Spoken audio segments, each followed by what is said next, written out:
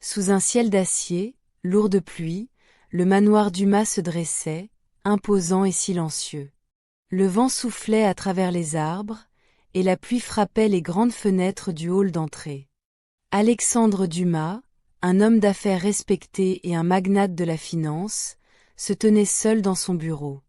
Ses mains tremblaient légèrement alors qu'il observait la pluie tomber, comme si chaque goutte battait le rythme de ses pensées sombres. Ce soir-là, l'homme le plus puissant du pays était une coquille vide. Il avait tout, l'argent, la gloire, le pouvoir, et pourtant, il ressentait un vide insupportable. Le regard fixé sur une vieille photo en noir et blanc posée sur son bureau, Alexandre se souvenait d'un temps où la vie lui semblait pleine de promesses. Sur cette photo, il était aux côtés de Claire, sa femme, souriant, l'air confiant, l'unité de leur famille semblait parfaite. Pourtant, la réalité, aujourd'hui, lui paraissait bien différente. Claire, sa femme, avait-elle jamais aimé cet homme qu'il était devenu?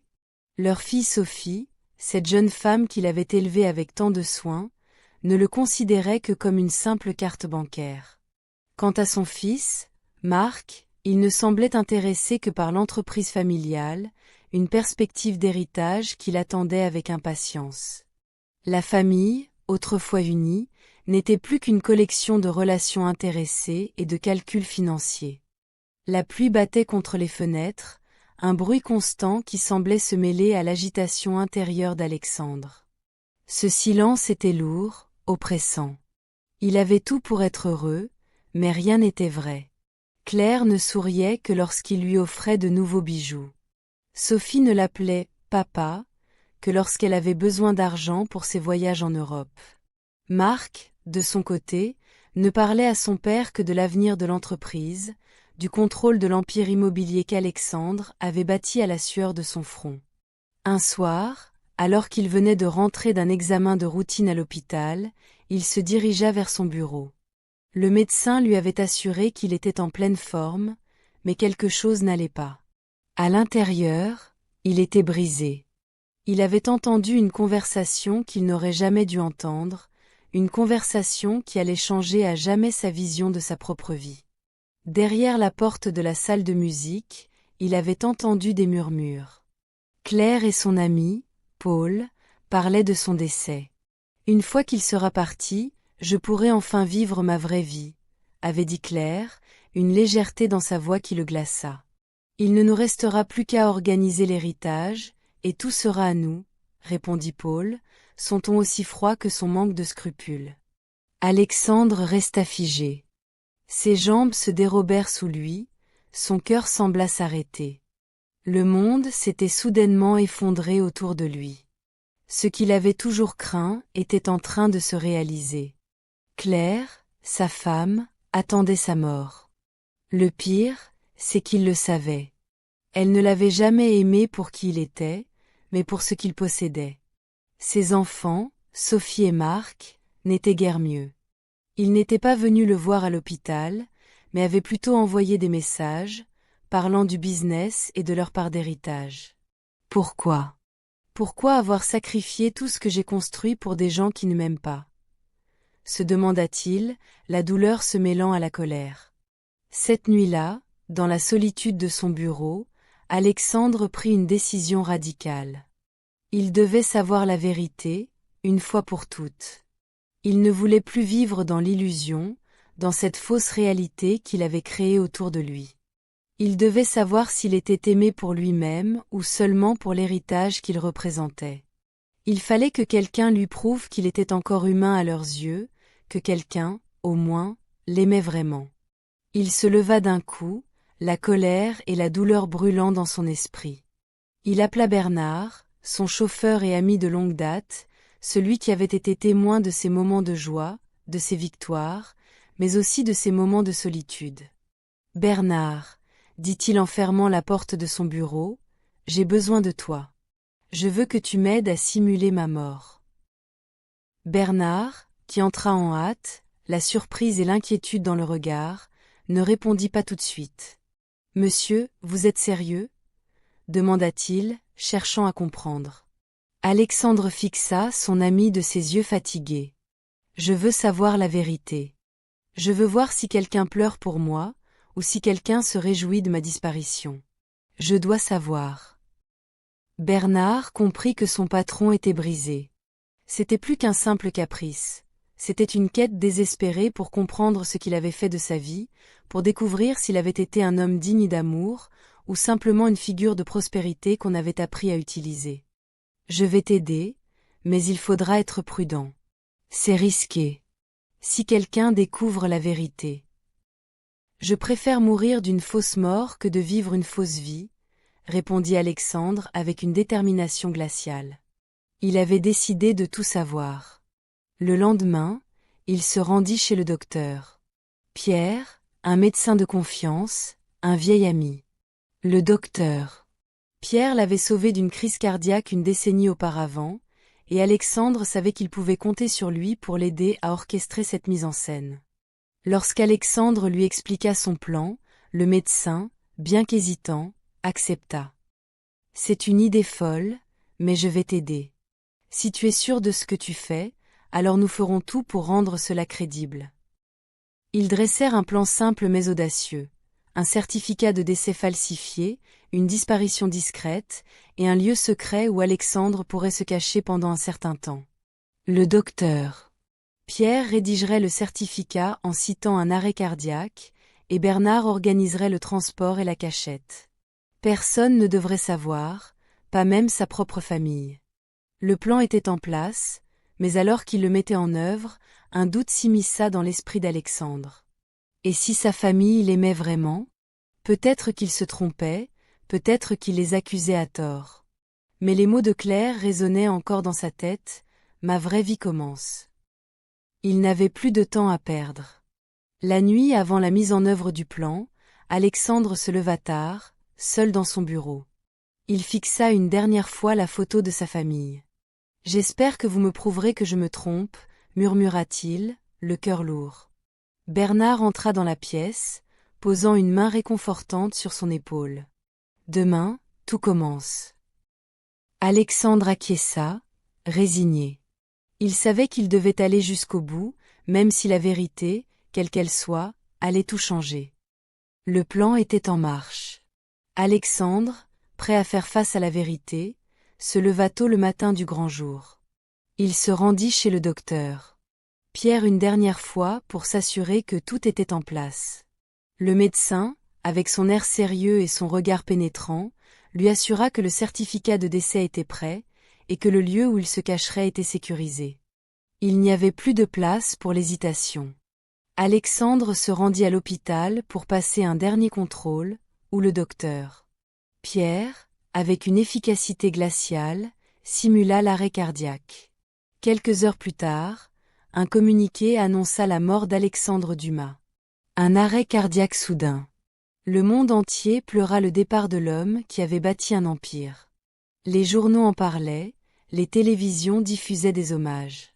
La richesse et le prestige d'Alexandre étaient désormais la source de nombreuses spéculations. Ses entreprises, ses propriétés, son héritage devenaient les sujets de conversation dans les salons du monde entier. Mais dans le manoir Dumas, la réalité était bien différente. Le manoir, d'ordinaire animé par des domestiques et des invités, était maintenant plongé dans une atmosphère de calme morbide. Claire, vêtue d'un manteau noir, se tenait dans son dressing, ajustant sa robe de deuil, un léger sourire sur ses lèvres. « Enfin libre », murmura-t-elle, comme si la mort de son mari était un fardeau qu'elle portait depuis trop longtemps. Elle appliqua un rouge à lèvres rouge vif, un contraste frappant avec l'ambiance lugubre qui régnait dans le manoir. Elle se regarda une dernière fois dans le miroir, se corrigeant un instant. « Libre », répéta-t-elle, comme un mantra. La douleur de perdre son mari semblait ne jamais l'atteindre, et c'était cette distance émotionnelle qui la libérait enfin. Dans la chambre de Sophie, la scène était tout aussi froide. Elle s'assit sur son lit, parcourant des pages Instagram tout en sirotant une tasse de thé. Elle prit une photo en noir et blanc de son père, avec la légende « Repose en paix, papa ». À jamais dans nos cœurs. Les commentaires affluaient, des messages de tristesse et de soutien, mais Sophie ne se sentait pas triste. Au contraire, elle passait rapidement à une autre application pour réserver son vol pour Paris. Il faut bien profiter de la vie, dit-elle à son amie au téléphone, un léger rire s'échappant de ses lèvres. Le monde autour d'elle était en deuil, mais elle n'avait Dieu que pour son prochain shopping. Marc, l'aîné des enfants Dumas, ne perdait pas une seconde de sa concentration. Il était dans le bureau de son père, parlant au téléphone avec l'avocat de la famille. « Quand pouvons-nous ouvrir le testament » demandait-il, impatient. La mort de son père n'était pas une occasion de pleurer, mais un moyen d'acquérir plus de pouvoir, de se saisir de l'empire familial. L'héritage était tout ce qui l'intéressait. « Papa aurait voulu que je continue son travail » murmura-t-il à l'avocat, mais sa voix manquait de sincérité. Pour lui, tout cela n'était qu'une formalité. Pendant ce temps, dans la pièce secrète où il observait chaque scène depuis des jours, Alexandre voyait tout. Le regard perdu sur les écrans de surveillance qu'il avait installés dans chaque pièce de la maison, il assista impuissant aux scènes de la vie quotidienne de sa famille. Claire, indifférente, souriait en regardant ses nouvelles robes et ses bijoux. Sophie ne pleurait pas, elle préparait déjà ses projets futurs. Marc, comme toujours, pensait à l'entreprise, à l'héritage qu'il allait prendre. « Il ne pleure même pas » murmura-t-il, la voix brisée. Il se tourna vers Bernard, son ami fidèle. « C'est la vérité, Bernard. Ce qu'ils veulent, c'est mon argent, mon empire. Et moi, je n'étais qu'un moyen d'y parvenir. » Bernard posa une main réconfortante sur son épaule, bien qu'il ne puisse vraiment comprendre la douleur de son ami. « Tu voulais la vérité, Alexandre. Et la voilà, » murmura-t-il, la voix grave. Alexandre serra les poings. Il n'était plus en colère, mais il ressentait une immense tristesse. Des années de travail, d'efforts pour bâtir une vie qu'il pensait pleine de sens, et tout s'effondrait en un instant. Ses propres enfants, qui avaient grandi sous ses yeux, l'avaient utilisé comme un simple objet. Il se souvenait des anniversaires où Sophie l'embrassait sur la joue, des moments où Claire lui disait qu'elle l'aimait. Ces moments semblaient appartenir à une autre époque, un autre homme. Il n'y avait plus de place pour l'amour dans sa vie, seulement des intérêts. Mais la décision d'Alexandre était prise. Il devait savoir jusqu'où sa famille irait. Quelques jours après la fausse mort d'Alexandre, la grande cérémonie avait lieu. Le manoir était plein de monde, amis, collègues, politiciens et investisseurs étaient venus rendre hommage à l'homme qu'ils croyaient disparu. Le sol du manoir était jonché de fleurs blanches, et l'air était rempli de murmures de condoléances. Mais dans l'intimité du manoir, loin des regards extérieurs, une autre scène se jouait. Claire, vêtue de noir, se tenait dans la salle de réception. Elle essuyait de fausses larmes avec un mouchoir en soie. Sophie, à ses côtés, baissait la tête, jouant la fille en deuil. Marc, toujours aussi concentré sur l'héritage, discutait avec l'avocat, parlant de l'ouverture imminente du testament. La scène était loin d'être celle d'une famille en deuil, mais plutôt d'une machination calculée. Dans la pièce secrète, Alexandre observait. Il n'y avait plus de doute. Tout cela n'était qu'une farce. Il avait été un pion dans leur jeu de pouvoir. Le cœur lourd, il s'assit, fixant l'écran devant lui. Il ne pleurait plus. La douleur avait fait place à la détermination. Il devait finir ce qu'il avait commencé. Il devait faire face à la vérité, aussi difficile fût-elle. Ses enfants n'étaient pas les héritiers qu'il avait espérés. Claire n'était pas la femme qu'il avait crue. « Je veux voir jusqu'où ils iront » murmura-t-il à Bernard, le regard fixe. « Ils doivent savoir que je suis vivant. Que je les ai vus pour ce qu'ils sont. » La cérémonie de deuil battait son plein, mais dans les coulisses du manoir, une atmosphère de malaise et de fausse solennité régnait. Claire, Sophie et Marc s'étaient rassemblés dans le grand salon, essayant de jouer leur rôle devant les invités, mais leurs gestes, leurs sourires, tout semblait artificiel. Claire parlait des bons moments passés avec Alexandre, mais ses mots sonnaient vides. Sophie, de son côté, glissait de l'argent pour des réservations futures tout en consultant son téléphone, se réservant pour sa prochaine escapade. Marc, toujours plus préoccupé par l'héritage, était de plus en plus impatient de savoir quand il pourrait obtenir sa part de l'Empire. Pendant ce temps, Alexandre observait tout. Il regardait ses enfants, sa femme, mais cette fois, il les voyait avec une clarté dévastatrice. Leurs visages, autrefois fois remplis de fausse affection, ne lui apportaient que douleur et dégoût. L'illusion était brisée. Il savait maintenant que la famille qu'il avait construite n'était rien d'autre qu'un mirage. Il n'était intéressé que par l'héritage, par l'argent qu'il représentait, rien de plus. C'était le moment qu'il avait attendu. Il se leva dans la pièce secrète, les mains tremblantes, son cœur battant d'une colère froide. Il regarda Bernard et le docteur. Pierre, qui l'observait respectueusement. « Ils m'ont enterré vivant, » murmura-t-il. « Ils ont fêté ma mort comme si je n'étais qu'un accessoire. Il est temps que la vérité éclate. » Il se tourna alors vers l'écran, où il avait enregistré tout ce qui se passait dans le manoir. Il y avait les images de Claire en train de trinquer avec Paul, son amant, célébrant sa liberté. Il y avait les photos de Sophie, indifférente, vendant des biens familiaux précieux pour financer ses caprices. Et Marc, parlant à l'avocat de la famille, toujours plus intéressé par l'héritage que par l'homme qu'il avait été. Alexandre se resserra les poings, chaque image pénétrant son âme comme des aiguilles. La trahison était totale. « Je dois leur montrer qui ils sont, » dit-il d'une voix ferme. « Je vais leur prouver que je les vois, que je connais leur vrai visage. » Quelques heures plus tard, la cérémonie de prière pour Alexandre était en cours. Le manoir était rempli de convives.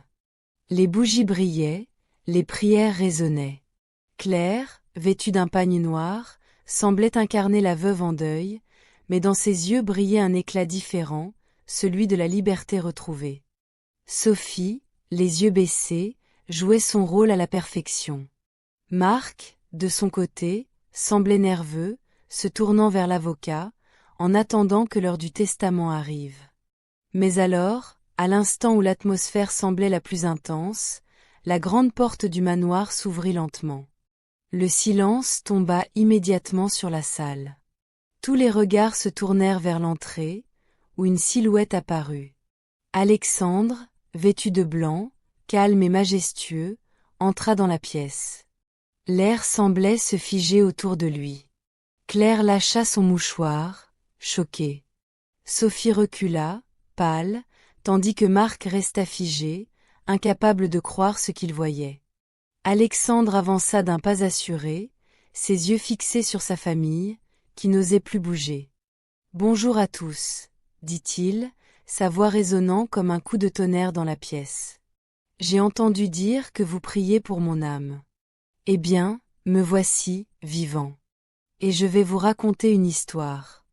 Une histoire de trahison. » Les invités, complètement déstabilisés, commencèrent à murmurer, certains s'évanouissant sous l'impact de cette apparition. Claire, abasourdie, resta sans voix. Sophie, la main sur sa bouche, ne pouvait croire ce qu'elle voyait. Marc, figé sur place, balbutia des mots incompréhensibles. Alexandre ne se laissa pas distraire par leur stupeur. Il s'adressa directement à eux, sans détour. « Je voulais savoir qui vous étiez vraiment. Et je sais maintenant. J'ai vu ma femme fêter ma mort avec un autre homme. J'ai vu ma fille vendre mes souvenirs et dépenser mon argent sans remords. Mon fils comploter pour me voler mon empire. Vous pensiez que j'étais mort, mais je suis bien vivant, et maintenant, vous allez voir la vérité. » Le silence qui suivit était assourdissant. Claire, les larmes aux yeux, baissa la tête, incapable de soutenir le regard de son mari. Sophie, elle, ne savait plus où se cacher. Marc, quant à lui, était visiblement nerveux, cherchant à expliquer son comportement. Mais Alexandre n'était plus prêt à l'entendre. « Vous m'avez enterré vivant, mais je suis ici. Et je vais reprendre ce que vous avez tenté de voler. » Alexandre fit un geste vers Bernard, qui se leva et alluma un projecteur. L'écran de projection s'illumina. La première image qui apparut fut celle de Claire, en train de trinquer avec Paul, un sourire triomphant sur le visage. « Enfin libre », avait-elle dit, comme si Alexandre n'avait jamais existé. L'écran changea ensuite, montrant Sophie vendant des objets précieux de la famille en ligne, riant au téléphone avec une amie. « Papa est parti, autant en profiter », disait-elle. La scène suivante capturait Marc en conversation avec l'avocat de la famille, insistant pour que le testament soit ouvert au plus vite, parlant de l'héritage sans émotion. Alexandre regarda ses enfants, la tristesse et la déception se mêlant dans ses yeux. « Voilà qui vous êtes vraiment », dit-il calmement.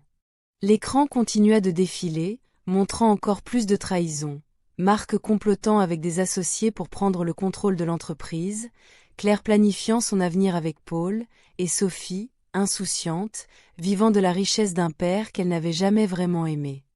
Alexandre s'arrêta enfin et éteignit le projecteur, laissant la pièce dans une profondeur de silence. « Voilà, » dit-il d'une voix douce mais ferme.